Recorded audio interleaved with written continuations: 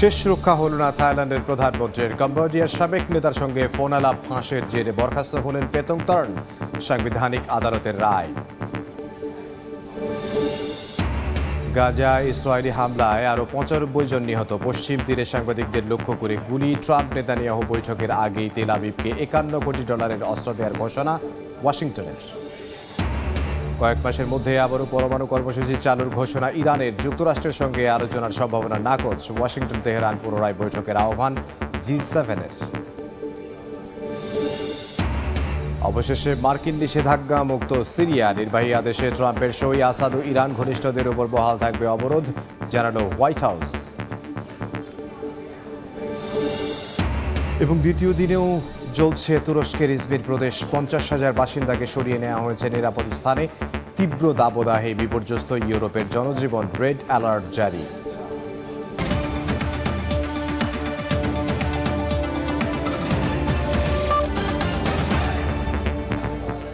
আন্তর্জাতিক সময়ের সঙ্গে আছে আমি ইমদাদুল হক। শেষ রক্ষা হল না থাইল্যান্ডের প্রধানমন্ত্রী পেতং তার্ন সিনাওয়াত্রার। কম্বোডিয়ার সাবেক নেতার সঙ্গে ফোন আলাপে সীমান্ত ইস্যুতে সেনা কমান্ডারের সমালোচনা করে তাকে বরখাস্ত করা হয়েছে। মঙ্গলবার এই রায় দিয়েছেন দেশটির সাংবিধানিক আদালত। বিরোধীদের অভিযোগ, দেশের স্বার্থের চেয়ে ব্যক্তিগত সম্পর্ককে গুরুত্ব দিয়েছেন পেতং তার্ন। ফোনে আঙ্কেল বলে সম্বোধন করেছিলেন কম্বোডিয়ার সাবেক প্রধানমন্ত্রী হুন সেনকে। আর সেটি কাল হয়ে দাঁড়ালো থাইল্যান্ডের ৩৮ বছর বয়সী প্রধানমন্ত্রী পেতং তার্ন সিনাওয়াত্রার জন্য। ফাঁস হওয়া একটি ফোন আলাপে তাকে সীমান্ত উত্তেজনার বিষয়ে কম্বোডিয়ার নেতার সঙ্গে আলোচনার সময় নিজের দেশের এক শীর্ষ সামরিক কর্মকর্তাকে সমালোচনা করতে শোনা যায়। প্রধানমন্ত্রীর এমন আচরণে থাইল্যান্ডের জনগণের মধ্যে তীব্র ক্ষোভ তৈরি হয়। তার পদত্যাগের দাবিতে ব্যাংককের রাজপথে নামেন হাজার হাজার মানুষ। ৭-২ ভোটে থাইল্যান্ডের সাংবিধানিক আদালত তাকে সাময়িক বরখাস্ত করে। তাকে ১৫ দিনের মধ্যে নিজের পক্ষে যুক্তি উপস্থাপন করতে বলা হয়েছে। এই সিদ্ধান্তের পর তার স্থলে এখন থেকে ভারপ্রাপ্ত প্রধানমন্ত্রী হিসেবে দায়িত্ব পালন করবেন উপপ্রধানমন্ত্রী। আদালতের আদেশ মেনে দুঃখ প্রকাশ করেছেন পেতং তার্ন সিনাওয়াত্রা। তবে প্রধানমন্ত্রীর পদ থেকে সরিয়ে দেওয়া হলেও সংস্কৃতি মন্ত্রী হিসেবে কেবিনেটে থাকছেন তিনি। আমি জানি অনেকেই এতে কষ্ট পেয়েছেন। আমি তাদের কাছে দুঃখ প্রকাশ করছি। তবে আমি থাই নাগরিক হিসেবে দেশের জন্য কাজ করে যাব। এই বরখাস্ত থাই রাজনীতিতে সিনাওয়াত্রা পরিবারের জন্য নতুন ধাক্কা। পেতং তার্নের আগে তার চাচি ইংলাক ও বাবা থাকসিনও একইভাবে ক্ষমতা হারান। থাইল্যান্ডের রাজনীতিতে প্রভাবশালী এই পরিবার দীর্ঘদিন ধরে সামরিক বাহিনী ও রক্ষণশীল গোষ্ঠীর সঙ্গে দ্বন্দ্বে রয়েছে। মাত্র ১০ মাস আগে প্রধানমন্ত্রী হিসেবে শপথ নেওয়া পেতং তার্ন ছিলেন দেশের ইতিহাসে কনিষ্ঠতম ও দ্বিতীয় নারী প্রধানমন্ত্রী। সম্প্রতি এক জরিপে তার জনপ্রিয়তা নেমে আসে মাত্র ৯.২%, যেখানে মার্চ মাসেও তা ছিল ৩০%-এর উপরে। ক্ষমতাসীন জোট থেকে একটি বড় দল সরে যাওয়ার পর সরকার সংখ্যাগরিষ্ঠতা হারাতে বসেছে। এদিকে প্রধানমন্ত্রী বরখাস্তের একই দিনে আদালতে হাজির হয়েছেন তার বাবা, সাবেক প্রধানমন্ত্রী থাকসিন সিনাওয়াত্রা। দক্ষিণ কোরিয়ার এক সংবাদ মাধ্যমে রাজতন্ত্র নিয়ে মন্তব্য করার অভিযোগে তার বিরুদ্ধে চলছে আইনি প্রক্রিয়া। দেশে ফেরার পর থেকে তিনি রক্ষণশীলদের সঙ্গে সমঝোতায় থাকলেও পুরানো মামলাগুলো আবার সামনে আসছে। মালিহা সুহরওয়ার্দী, সময় সংবাদ। গাজায় ইসরায়েলি হামলায় একদিনে নিহত হয়েছেন ৯৫ জন। পশ্চিম তীরে সাংবাদিকদের লক্ষ্য করে চালানো হয়েছে গুলি। শান্তির উদ্যোগে ট্রাম্প নেতানিয়াহু বৈঠকের ঘোষণা এলেও এরই মধ্যে যুক্তরাষ্ট্র $৫১ কোটি অস্ত্র দিচ্ছে তেল আবিবকে। গাজার একাধিক স্থানে ইসরায়েলি হামলায় সোমবার একদিনেই প্রাণ হারিয়েছেন বেশ কয়েকজন। টানা হামলায় ধসে পড়েছে ঘরবাড়ি, আশ্রয়কেন্দ্র ও সড়ক। নিহতদের মধ্যে রয়েছে নারী ও শিশুরাও। একই সময়ে পশ্চিম তীরের জেনিনে সাংবাদিকদের লক্ষ্য করে গুলি চালিয়েছে ইসরায়েলি বাহিনী। তারা ধ্বংসযজ্ঞের ছবি ধারণ করছিলেন বলে জানিয়েছে বার্তা সংস্থা ওয়াফা। জেনিন শরণার্থী শিবিরে একযোগে বাড়ি, দোকান ও সড়ক ধ্বংস করছে ইসরায়েলি বাহিনী। স্থানীয় প্রশাসনের বরাতে জানা গেছে, পরিকল্পনা অনুযায়ী সেখানে ৯৫টি বাড়ি গুঁড়িয়ে দেওয়া হয়েছে।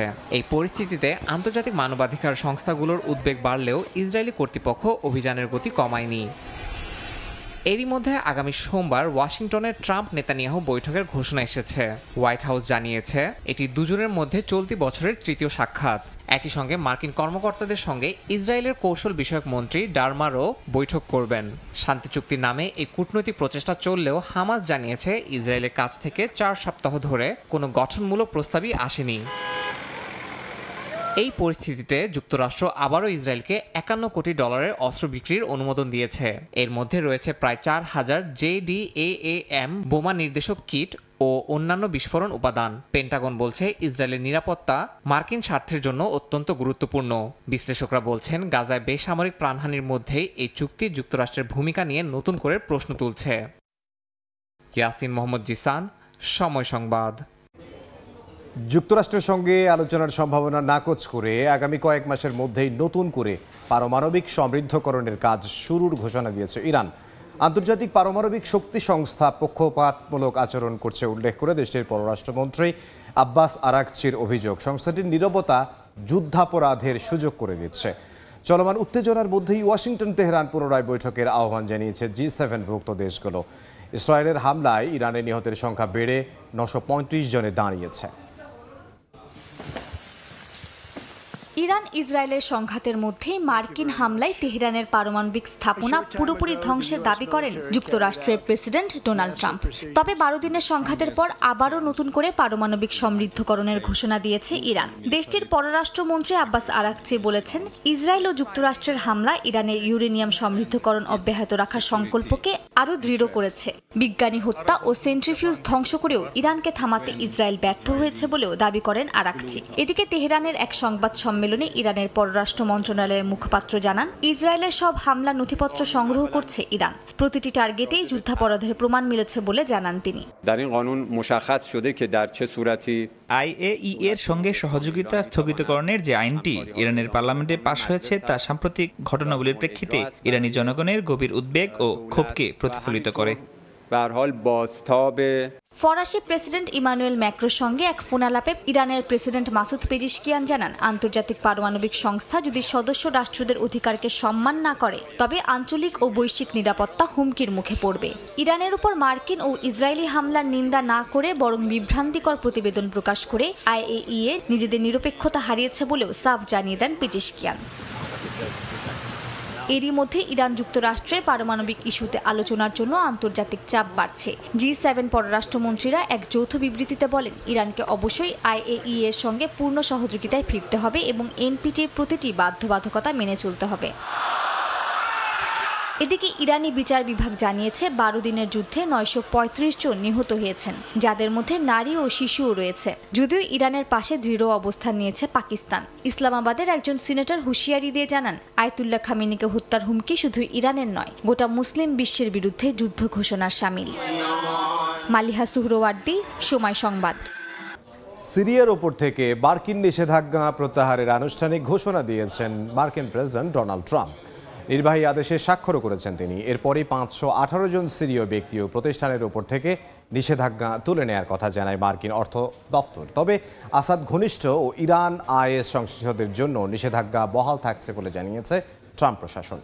যুদ্ধবিধ্বস্ত দেশটি পুনর্গঠনের সুযোগ করে দিতেই এই পদক্ষেপ বলে জানিয়েছে হোয়াইট হাউস। সাবেক প্রেসিডেন্ট বাশার আল আসাদ পতনের 6 মাস পর সিরিয়ার উপর থেকে আনুষ্ঠানিক নিষেধাজ্ঞা তুলে নিল যুক্তরাষ্ট্র। স্থানীয় সময় সোমবার নির্বাহী আদেশে স্বাক্ষরের মাধ্যমে সিরিয়ার উপর দীর্ঘদিনের নিষেধাজ্ঞা প্রত্যাহার করেন president Donald Trump. White house জানিয়েছে, এটি সিরিয়ার পুনর্গঠনে সহায়তার অংশ হিসেবে নেওয়া পদক্ষেপ। দীর্ঘদিনের এই নিষেধাজ্ঞা সিরিয়ার পুনর্গঠনে বড় বাধা হয়ে দাঁড়িয়েছিল। তবে সব নিষেধাজ্ঞা একসঙ্গে তুলে নেয়নি ওয়াশিংটন। আসাদ ও তার ঘনিষ্ঠদের ওপর নিষেধাজ্ঞা বহাল থাকবে বলে জানানো হয়েছে। একই সঙ্গে মানবাধিকার লঙ্ঘনকারী, মাদক পাচারকারী, রাসায়নিক অস্ত্রের সঙ্গে জড়িত, IS ও ইরানের সঙ্গে সম্পৃক্ত গোষ্ঠীগুলোর ওপর নিষেধাজ্ঞা বহাল রাখার কথা জানানো হয়েছে। এছাড়াও সিজার অ্যাক্টের আওতায় মানবাধিকার লঙ্ঘনের অভিযোগে আরোপিত কিছু নিষেধাজ্ঞা এখনই প্রত্যাহার করা হচ্ছে না। বিষয়টি খতিয়ে দেখার নির্দেশ দিয়েছেন ট্রাম্প। নির্বাহী আদেশে অন্তর্বর্তী প্রেসিডেন্ট আল শারাকে বিশ্ব সন্ত্রাসী তালিকা থেকে বাদ দেওয়ার বিষয়টি পর্যালোচনা করতে বলা হয়েছে। একইভাবে হায়াত তাহরির আল শামের বিদেশি সন্ত্রাসী গোষ্ঠী পরিচিতি নিয়েও পর্যালোচনার নির্দেশ দিয়েছেন ট্রাম্প। 2011 সালে গৃহযুদ্ধ শুরুর পর সিরিয়ার উপর একের পর এক নিষেধাজ্ঞা আরোপ করে যুক্তরাষ্ট্র। গেল মে মাসে সৌদি সফরে আল শারার সঙ্গে সাক্ষাতের সময় এই নিষেধাজ্ঞা প্রত্যাহারের প্রতিশ্রুতি দিয়েছিলেন মার্কিন প্রেসিডেন্ট। এই সিদ্ধান্ত প্রতিশ্রুতি পূরণের আরেকটি উদাহরণ বলে জানায় হোয়াইট হাউস। সাদিয়া তাসনিম, সময় সংবাদ। ইউক্রেনে আকাশপথে হামলার নতুন রেকর্ড গড়েছে পুতিন বাহিনী। এক রাতেই 500-র বেশি হামলা চালানো হয়। এ ঘটনায় নিহত হয়েছেন অন্তত 7 জন। রাশিয়া সীমান্তে নিরাপত্তা জোরদারের জন্য ইউরোপীয় দেশগুলোর কাছে আরও সামরিক সহায়তা চেয়েছে ইউক্রেনের পররাষ্ট্রমন্ত্রী। প্রতিরক্ষা মন্ত্রণালয় দাবি করেছে তারা 3টি ইউক্রেনীয় ড্রোন ভূপাতিত করেছে এবং দোনেৎস্ক অঞ্চলের একটি গ্রাম নিয়ন্ত্রণে নিয়েছে। ইউক্রেনীয় প্রেসিডেন্ট ভলোদিমির জেলেনস্কি বলেন, এমন হামলা প্রমাণ করে ইউক্রেনের বিমান প্রতিরক্ষা আরও শক্তিশালী করা প্রয়োজন। এ লক্ষ্যে তিনি অটোয়া কনভেনশন থেকে ইউক্রেনকে প্রত্যাহারের নির্দেশ দিয়েছেন, যে চুক্তি অ্যান্টি পার্সোনাল মাইন নিষিদ্ধ করেছিল। কিয়েভের মতে চুক্তি মেনে চলায় রাশিয়ার সামরিক সুবিধা নিচ্ছে। ইউক্রেনের পররাষ্ট্র মন্ত্রণালয় একে প্রয়োজনীয় রাজনৈতিক সিদ্ধান্ত বলে উল্লেখ করেছে। রাশিয়া সীমান্তে নিরাপত্তা জোরদারের জন্য ইউরোপীয় দেশগুলোর কাছে আরও সামরিক সহায়তা চেয়েছেন ইউক্রেনের পররাষ্ট্রমন্ত্রী আন্দ্রেই সিবিহা। এদিকে যুক্তরাষ্ট্রের সিনেটের লিন্ডসে গ্রাহাম জানান, প্রেসিডেন্ট ট্রাম্পের নির্দেশে রাশিয়ার উপর নতুন নিষেধাজ্ঞা আরোপ নিয়ে কংগ্রেসে ভোট শুরু হবে। এর জবাবে ক্রেমলিন মুখপাত্র পেসকোভ বলেন, ইউরোপ যদি আরও কঠোর নিষেধাজ্ঞা দেয় তাহলে পাল্টা প্রতিক্রিয়া দেখাবে মস্কো।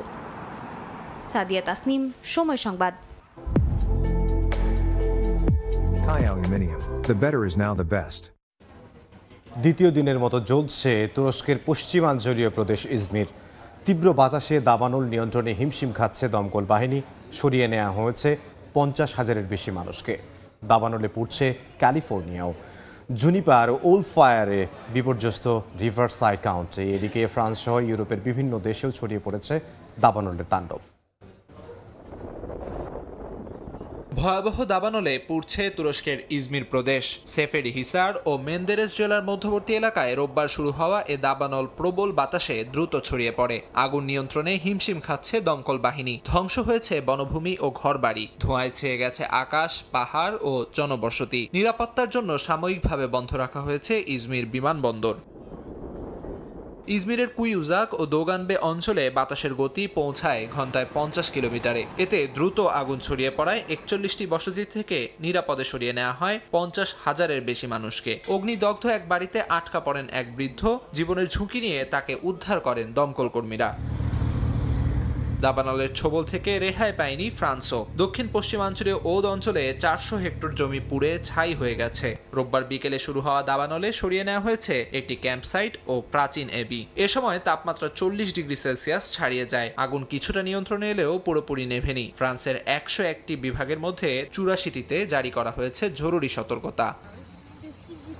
এদিকে যুক্তরাষ্ট্রের ক্যালিফোর্নিয়াতেও হানা দিয়েছে ভয়াবহ দাবানল। লস অ্যাঞ্জেলেসের রিভারসাইড কাউন্টিতে ছড়িয়ে পড়েছে জুনিপার ও উলফ নামে 2টি দাবানল। পুড়ে গেছে প্রায় 1600 হেক্টর বনভূমি। অন্তত 5000 বাসিন্দাকে এরই মধ্যে সরিয়ে নেওয়া হয়েছে নিরাপদ আশ্রয়ে। আমিরুল ইসলাম আলিফ, সময় সংবাদ। আন্তর্জাতিক সময় আরও থাকছে। হার্ভার্ড বিশ্ববিদ্যালয়ের বিরুদ্ধে ইসরায়েলি শিক্ষার্থীদের অধিকার লঙ্ঘনের অভিযোগ। ট্রাম্প প্রশাসনের তহবিল বন্ধের হুমকি অস্বীকার কর্তৃপক্ষের। তীব্র তাপপ্রবাহে বিপর্যস্ত পর্তুগালের জনজীবন। দেশটির আবহাওয়া বিভাগ জানিয়েছে, চলতি সপ্তাহে কোনো কোনো অঞ্চলে তাপমাত্রা ছাড়িয়েছে 45 ডিগ্রি সেলসিয়াস। তাপপ্রবাহ থেকে রক্ষা পেতে দিনে বাইরে বের হলে ছাতা ব্যবহার ও প্রচুর পানি পানের পরামর্শ সংশ্লিষ্টদের। লিসবন থেকে তারিকুল হাসান আশিকের রিপোর্টে বিস্তারিত। তীব্র তাপপ্রবাহে বিপর্যস্ত পর্তুগালের রাজধানী লিসবন সহ সারা দেশ। প্রচণ্ড গরমে বিপাকে পর্যটকরাও। প্রখর রোদে তাই সঙ্গী ছাতা অথবা হ্যাট। এর পরও যেন রেহাই মিলছে না। সেই সঙ্গে সানস্ক্রিন ব্যবহার করেও চলছে রোদের তীব্রতা থেকে ত্বক বাঁচানোর চেষ্টা। রৌদ্র এড়িয়ে ছায়া বেছে নিতে হচ্ছে পর্যটকদের। সেই সঙ্গে কিছুক্ষণ পরপর পানি পান করতেও দেখা যাচ্ছে। শীতল পানিতে গা ভেজাতে সৈকতে ভিড় করছেন অনেকে। টুকটুক চালক বা ট্যুর গাইড থেকে শুরু করে তীব্র তাপপ্রবাহের ভোগান্তিতে স্থানীয়রাও। প্রচুর পানি পান, ছাতা ব্যবহার বা হালকা কাপড় পরেও এই তাপপ্রবাহ থেকে বাঁচা যাচ্ছে না। সবাইকে বলবো রোদ এড়িয়ে ছায়ায় অবস্থান করুন।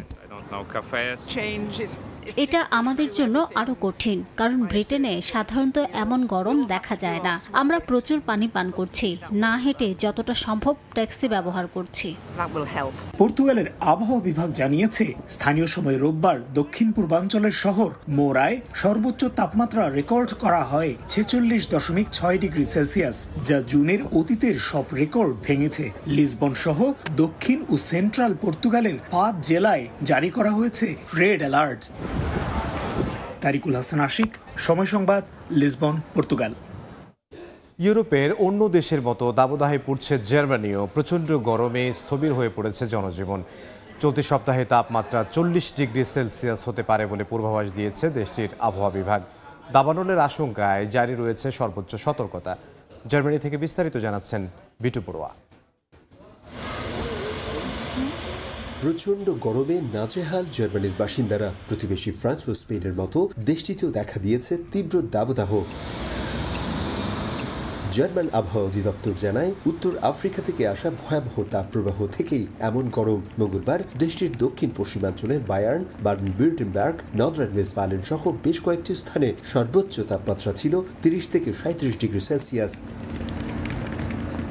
অস্বাভাবিক গরমে চরম বিপাকে পড়েছেন সাধারণ মানুষ। গরম থেকে বাঁচতে চেষ্টার কোনো কমতি নেই স্থানীয় সহ দেশটিতে বসবাসরত প্রবাসীদের। কয়েকদিন যা গরম পড়ছে, অ্যাকচুয়ালি কোথাও শান্তি নাই, তাই কাজে শেষে একটু আসলাম পার্কে। প্রচন্ড তাপদাহ থেকে নিজেদের বাঁচাতে আমরা প্রস্তুতি নিচ্ছি। এই গরমে প্রচুর পানি পানের সঙ্গে আইসক্রিমও খাচ্ছি। সময় পেলে ঠান্ডা পানিতে শরীর ভেজাচ্ছি, এতে স্বস্তি মিলছে। তীব্র গরমে বাড়ছে খরা ও ফসল হানির সংখ্যা। কমে যাচ্ছে নদ নদীর পানিও। রাইন সহ গুরুত্বপূর্ণ অনেক নদীতে পানির প্রবাহ কমে যাওয়ায় নৌযান চলাচল ব্যাহত হচ্ছে বলে জানায় স্থানীয় প্রশাসন। এদিকে চলতি সপ্তাহে তাপমাত্রার পারদ 40 ডিগ্রি ছুঁতে পারে বলে পূর্বাভাস দিয়েছে আবহাওয়া অধিদপ্তর। দাবানল সৃষ্টির আশঙ্কায় বিভিন্ন এলাকায় জারি করা হয়েছে সর্বোচ্চ সতর্কতা। দেশ জুড়ে প্রস্তুত রাখা হয়েছে অগ্নি নির্বাপক ও দুর্যোগ ব্যবস্থাপনা সংস্থাগুলোকে। তীব্র গরমে অস্থির জার্মানির লোকালয়, জনপদ ও সাধারণ মানুষ। এমন উত্তপ্ত দিনগুলোতে নিজেদের শরীর ও মনকে স্বস্তি দিতে যে যেভাবে পারছেন ছুটে যাচ্ছেন ঠান্ডা শীতল কোনো স্থানে। তবে হিট স্ট্রোক থেকে বাঁচতে পর্যাপ্ত পানি পানের পাশাপাশি সর্বোচ্চ সতর্ক থাকার পরামর্শ জার্মান প্রশাসনের। জার্মানি থেকে বিটু বড়ুয়া, সময় সংবাদ। ইউরোপের দাবদাহের খবর জানাবো। এই মুহূর্তে জার্মানির বার্লিনে আছেন সহকর্মী বিটু বড়ুয়া। সরাসরি যাব তার কাছে।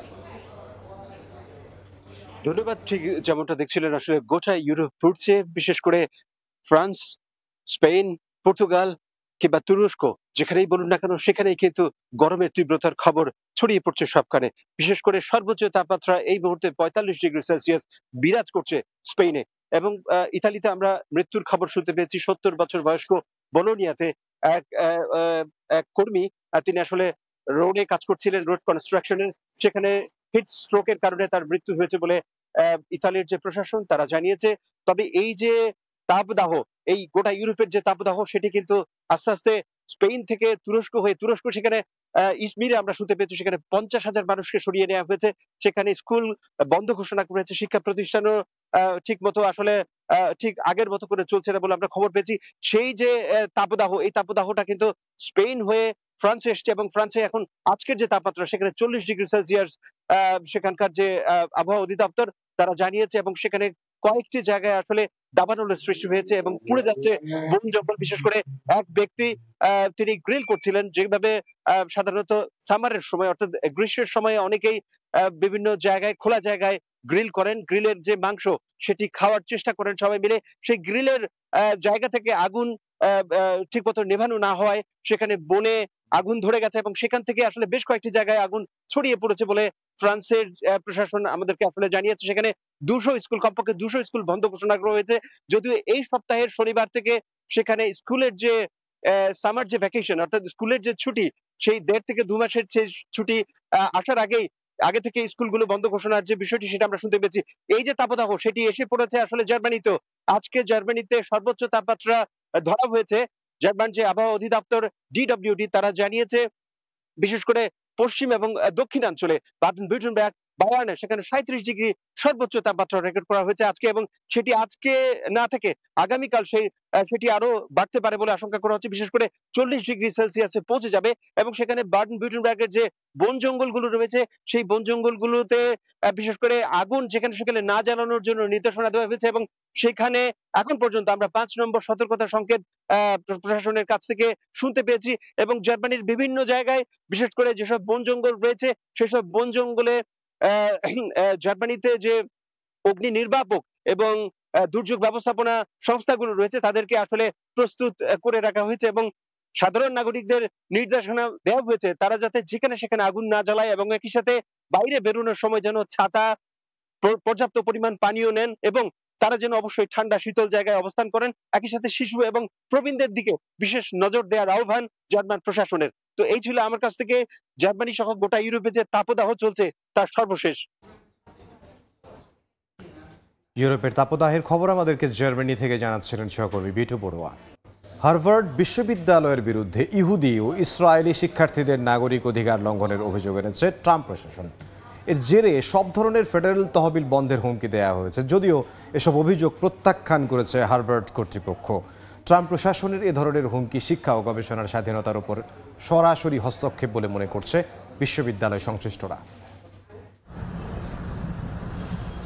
হার্ভার্ড বিশ্ববিদ্যালয় ঘিরে ট্রাম্প প্রশাসনের বিতর্ক যেন থামছেই না। বিশ্ববিদ্যালয়টি ইহুদি শিক্ষার্থী ও কর্মীদের প্রতি বৈষম্যমূলক আচরণ করছে বলে নতুন অভিযোগ এনেছেন মার্কিন প্রেসিডেন্ট ডোনাল্ড ট্রাম্প। ট্রাম্প প্রশাসনের দাবি, উদাসীনতা আবার কখনো ইচ্ছাকৃতভাবে সহিংসতা ও হয়রানি প্রশ্রয় দিয়েছে হার্ভার্ড কর্তৃপক্ষ। ফেডারেল তদন্তে বলা হয়েছে বেশিরভাগ ইহুদি শিক্ষার্থী তাদের প্রতি বৈষম্যমূলক আচরণ ছিল বলে মনে করেন, আর 1/4 শিক্ষার্থী নিজেদের নিরাপত্তাহীন মনে করেন।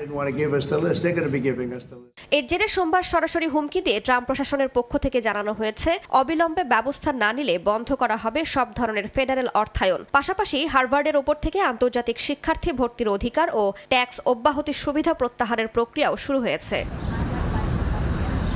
এসব অভিযোগ প্রত্যাখ্যান করেছে হার্ভার্ড কর্তৃপক্ষ। এক বিবৃতিতে জানানো হয়, তারা ঘৃণা ও পক্ষপাতের বিরুদ্ধে গঠনমূলক ও অগ্রগতিমূলক পদক্ষেপ নিয়েছে। বিশ্ববিদ্যালয়ের পক্ষ থেকে বলা হয়েছে, ইহুদি ও ইসরায়েলি শিক্ষার্থীদের নিরাপদ ও সম্মানজনক পরিবেশে শিক্ষা নিশ্চিত করতে তারা বদ্ধপরিকর। এদিকে মার্কিন প্রেস সেক্রেটারি ক্যারোলিন লেভিট জানান, ট্রাম্প প্রশাসনের সঙ্গে হার্ভার্ড কর্তৃপক্ষের রুদ্ধদ্বার বৈঠক হয়েছে, তবে এ বিষয়ে হোয়াইট হাউস এখনো বিস্তারিত কিছুই জানায়নি। সম্প্রতি গাজা যুদ্ধ বন্ধে বিক্ষোভে উত্তাল হয়ে পড়ে যুক্তরাষ্ট্রের বিভিন্ন বিশ্ববিদ্যালয় ক্যাম্পাস, যেখানে বহু ইহুদি শিক্ষার্থীও নেতৃত্বে ছিলেন। এই আন্দোলনগুলোকে বেআইনি ও ইহুদি বিদ্বেষী বলে আখ্যায়িত করেছে ট্রাম্প প্রশাসন। এরই মধ্যে কলাম্বিয়া বিশ্ববিদ্যালয়ের $400 মিলিয়ন তহবিল কেটে দেওয়া হয়েছে। বিশ্লেষকরা বলছেন, ট্রাম্পের এই পদক্ষেপ শিক্ষা ও গবেষণার স্বাধীনতার উপর সরাসরি হস্তক্ষেপ। রাইসা জান্নাত, সময় সংবাদ। মার্কিন প্রেসিডেন্ট ডোনাল্ড ট্রাম্পের কর হ্রাস ও ব্যয় সংক্রান্ত বিল পাস হয়েছে। এর উপর বিতর্ক শুরুর সিদ্ধান্ত হয়েছে মার্কিন সিনেটে, যার প্রভাবে ঊর্ধ্বমুখী পুঁজি বাজারগুলো। বিপরীতে পড়ে গেছে মার্কিন ডলারের মান, পাশাপাশি নিম্নমুখী অপরিশোধিত তেলের বাজার। বহু নাটকীয়তা শেষে মার্কিন সিনেটে অল্প ব্যবধানে উতরে গেল প্রেসিডেন্ট ডোনাল্ড ট্রাম্পের কর হ্রাস ও কর ব্যয় সংক্রান্ত বিল। এতে মঙ্গলবার এশিয়ার পুঁজিবাজারগুলোয় বেড়েছে শেয়ার দর, কমেছে মার্কিন ডলারের মান ও জ্বালানি তেলের দাম, বেড়েছে স্বর্ণের দামও। সোমবার বিশ্বব্যাপী পুঁজিবাজারগুলোর সূচক ঊর্ধ্বমুখী ছিল। জাপান বহির্ভূত এশিয়া প্রশান্ত মহাসাগরীয় অঞ্চলের বড় সূচক MSCI বেড়েছে 0.5%, আর দক্ষিণ কোরিয়ার কসপি সূচক 1.8%। ইউরোপের শেয়ার বাজারগুলোর মধ্যে প্যান ইউরোপিয়ান স্টকস 50 সূচক বেড়েছে 0.1% এবং জার্মান ড্যাক্স সূচক 0.2%। এদিকে জাপানি ইয়েনের বিপরীতে মার্কিন ডলারের মান 0.3% কমে 143.62 ইয়েনে দাঁড়িয়েছে, আর ইউরোর বিপরীতে গ্রিনব্যাকের দাম 0.1% কমে হয়েছে $1.17। পাশাপাশি অপরিশোধিত তেল উৎপাদনকারী দেশগুলোর জোট ওপেকের উৎপাদন বৃদ্ধির সম্ভাবনাকে সামনে রেখে কমেছে আন্তর্জাতিক বাজারে জ্বালানি তেলের দাম। প্রতি ব্যারেল ব্রেন্ট ক্রুডের দাম নেমেছে $66.58, আর WTI ক্রুডের দাম হয়েছে ব্যারেল প্রতি $64.91। এদিকে স্পট গোল্ডের দাম 0.5% বেড়ে আউন্স প্রতি দাঁড়িয়েছে $3,319। ইয়ানুর শিফাত, সময় সংবাদ। যুক্তরাষ্ট্রের ওহায়োতে বিমান দুর্ঘটনায় একই পরিবারের 4 সদস্য সহ 6 জন নিহত হয়েছেন। স্থানীয় সময় রোববার সকালে ওহায়োর আঞ্চলিক বিমানবন্দরের কাছে বিধ্বস্ত হয় সেসনা 441 মডেলের একটি উড়োজাহাজ। ফেডারেল এভিয়েশন অ্যাডমিনিস্ট্রেশন জানিয়েছে বিমানটি উড্ডয়নের কয়েক মিনিটের মধ্যেই ভূপাতিত হয়। এতে বিমানে থাকা 6 জনের সবাই নিহত হন। নিহতদের মধ্যে 4 জন একই পরিবারের সদস্য এবং বাকি 2 জন ছিলেন পাইলট ও কো পাইলট। সুদানের উত্তর পূর্বাঞ্চলে সোনার খনি ধসে অন্তত 50 জন নিহত হয়েছেন। স্থানীয় সময় শনিবারে দুর্ঘটনা ঘটে বলে জানায় স্থানীয় গণমাধ্যম। এতে দ্রুত ঘটনাস্থলে পৌঁছায় উদ্ধারকর্মীরা, তবে উপযুক্ত যন্ত্রের অভাবে উদ্ধার কাজ বাধাগ্রস্ত হয় বলে জানায় সংশ্লিষ্টরা। এতে এখনও মরদেহ উদ্ধার করা সম্ভব হয়নি। 2 মাস আগেও একই জায়গায় ধসের ঘটনা ঘটে। স্থানীয় বাসিন্দাদের দাবি, এই খনিটি অবৈধভাবে সোনা উত্তোলনের জন্য পরিচিত। এতে সরকারের অক্ষমতার উপর ক্ষোভ জন্মেছে বাসিন্দাদের।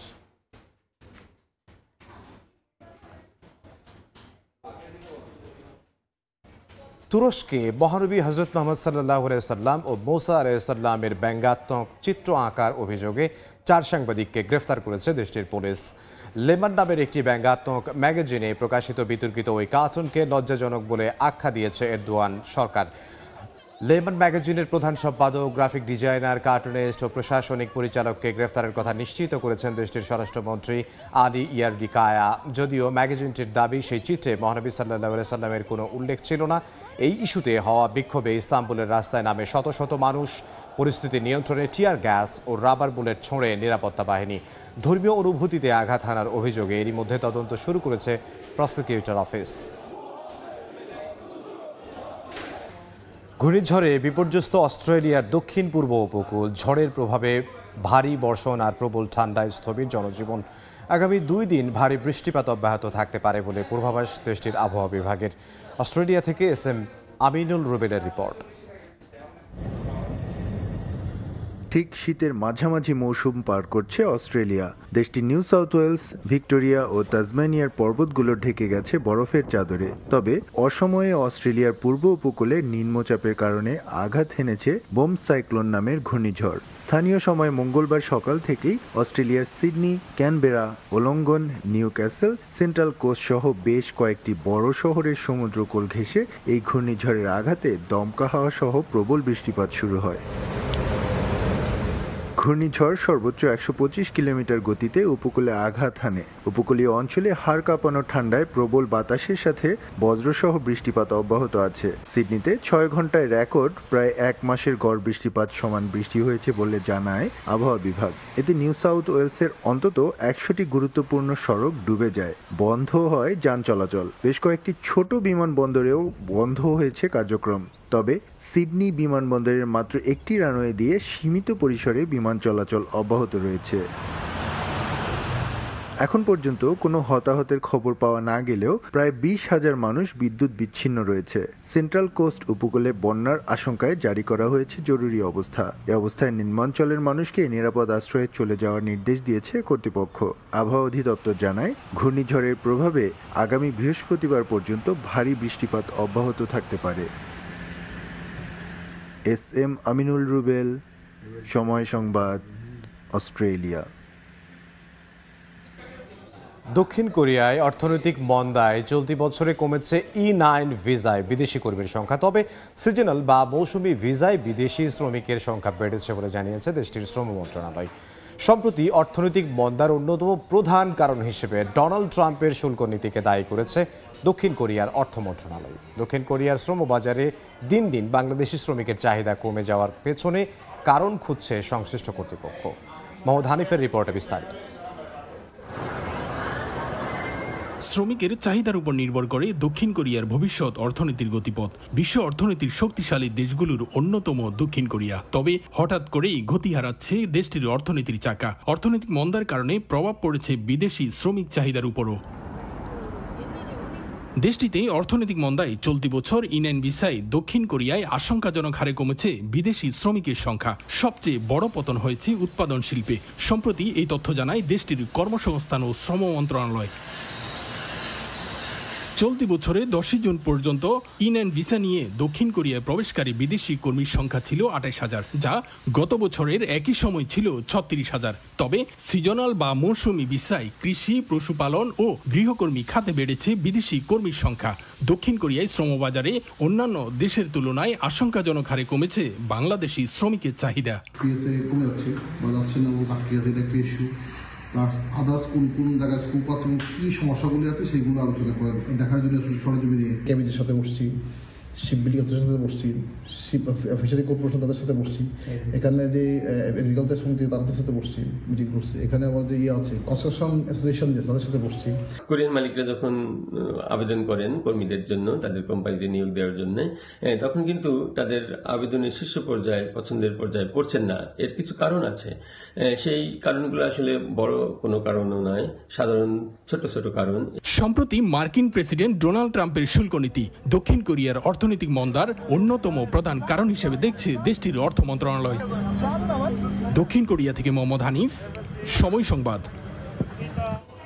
দক্ষিণ আফ্রিকায় বসবাসরত 2 লাখের বেশি প্রবাসী বাংলাদেশিরা দূতাবাস থেকে সেবা নিতে পোহান নানা ভোগান্তি। প্রত্যন্ত অঞ্চলে বসবাসকারীদের দূতাবাসে যাওয়া আসাটা বেশ সময় সাপেক্ষ ও খরচে। তাই প্রতিটি শহরে প্রতি মাসে কনসুলার সেবা চালুর দাবি প্রবাসীদের। মিজানুর রহমান রাসেলের প্রতিবেদনে বিস্তারিত। দক্ষিণ আফ্রিকার শহর কিংবা গ্রামে ছড়িয়ে ছিটে আছেন প্রায় 2 লাখের বেশি প্রবাসী বাংলাদেশি। এই বিশাল সংখ্যক প্রবাসীদের দেশটির রাজধানী প্রিটোরিয়ায় অবস্থিত দূতাবাসের সেবা পেতে পোহাতে হয় নানা ভোগান্তি। পাসপোর্ট নবায়ন, পুলিশ ভেরিফিকেশন, ট্রাভেল পারমিট এবং পাওয়ার অফ অ্যাটর্নি সহ জরুরি কাজে দেশটির 9টি প্রদেশের প্রত্যন্ত অঞ্চল থেকে দূতাবাসে যাওয়া আসায় লেগে যায় 2 থেকে 3 দিন। তাই প্রবাসীদের সময় এবং আর্থিক খরচ কমানোর জন্য প্রতিটি শহরেই প্রতি মাসে কনসুলার সার্ভিস চালুর দাবি দেশটিতে বসবাসরত বাংলাদেশিদের। বর্তমানে দূতাবাসে লোকবল সংকট ও স্বল্প সময়ের সেবায় সন্তুষ্ট নয় দূর দূরান্ত থেকে আসা সেবা প্রত্যাশীরা। জনবল বাড়িয়ে এবং পর্যাপ্ত সময় নিয়ে কনসুলার সেবা দেওয়ার দাবি তাদের। আগামীতে 1.5 মাস অন্তর প্রতিটি শহরেই কনসুলার সার্ভিস দেওয়া হবে বলে জানান দূতাবাসের প্রথম সচিব তৌফিকুল ইসলাম। তাড়াতাড়ি আবার একটা কনসুলার কাম করার পরিকল্পনা করেছি। আগস্ট মাসের 15, 16 এবং 17 তারিখ আবার কেপটাউনে কনসুলার কাম করা হবে। সে সময় আমরা আরও বেশি লোকবল নিয়ে আসবো এবং আমাদের সেবাপ্রার্থী ভাই বোনদেরকে সম্পূর্ণ সেবা দেওয়ার চেষ্টা করব। দ্রুততম সময়ে দূতাবাস সেবা পেতে দূতাবাসের লোকবল বাড়ানোর জন্য বাংলাদেশ সরকারের প্রতি অনুরোধ দেশটিতে বসবাসরত প্রবাসী বাংলাদেশিদের। মিজানুর রহমান রাসেল, সময় সংবাদ, দক্ষিণ আফ্রিকা। আন্তর্জাতিক সময়ের শীর্ষ সংবাদ জানিয়ে দিচ্ছে আরও একবার। শেষ রক্ষা হল না থাইল্যান্ডের প্রধানমন্ত্রীর। কম্বোডিয়ার সাবেক নেতার সঙ্গে ফোন আলাপ ফাঁসের জেরে বরখাস্ত হলেন পেতং তার্ন। সাংবিধানিক আদালতের রায়। গাজায় ইসরায়েলি হামলায় আরও 95 জন নিহত। পশ্চিম তীরে সাংবাদিকদের লক্ষ্য করে গুলি। ট্রাম্প নেতানিয়াহু বৈঠকের আগেই তেল আবিবকে $51 কোটি অস্ত্র দেওয়ার ঘোষণা ওয়াশিংটনের। এবং কয়েক মাসের মধ্যেই আবারও পরমাণু কর্মসূচি চালুর ঘোষণা। ইরানের যুক্তরাষ্ট্রের সঙ্গে আলোচনার সম্ভাবনা নাকচ। ওয়াশিংটন তেহরান পুনরায় বৈঠকের আহ্বান G7-এর।